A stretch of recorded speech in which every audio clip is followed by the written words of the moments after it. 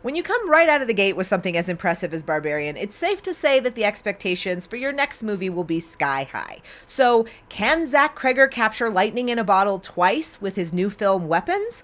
Here's my quick review. In Weapons, a group of children all go missing when they all walk out of their homes and into the darkness simultaneously at 2:17 in the morning. The only common thread seems to be their teacher. All of the kids were in Justine Gandy's class. Naturally, the town is freaked out, the parents demand answers, and this is where our central mystery begins. Weapons is filled with twists and turns and mysteries unraveling, so I'm not going to give you any spoilers in this review. So I've been a fan of Zach Cregger since way back in the early days of The Whitest Kids You Know, and when I saw Barbarian, I was so impressed with how natural his dialogue feels and what a great job he does with balancing tones. He continues to walk that sort of tonal tightrope here by giving us things that are creepy, disturbing, deeply unsettling, and then also letting us have a few lighter comedic moments and laughs. One of the greatest strengths of Weapons to me is the structure of this story. So we get these chapters told from individual character perspectives, and it gives us kind of a Russian nesting doll of information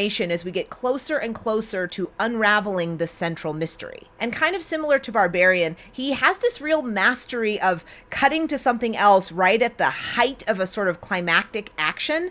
So you're like, holy shit, I can't believe this. And then like, bam, next perspective. It's such an engaging way to keep us locked into this story. Like, it's not a J.J. Abrams mystery box. It's not an M. Night Shyamalan twist. It's just this really fascinating tactic for keeping us super engaged with the story. The cast here are really impressive. Julia Garner and Josh Brolin are the headliners, but really everybody brings something to the table here that makes their characters feel very natural and fleshed out. And special shout out to Carrie Christopher, who plays Alex Lilly, the one remaining student in Miss Gandy's class. I'm not going to tell you anything else about this character, but I will just say this kid is very good. So in an effort to not give anything away, I will tell you, you should definitely go see Weapons. It's one of my favorites this year. I think that this movie proves that Barbarian is not lightning in a bottle. Zach Cregger is an amazing filmmaker, and I will be seated for everything he does in the future. So a lot of the time when I conclude these videos, I ask you guys to tell me your favorite parts of the movie, but since we don't want to spoil Weapons or Barbarian,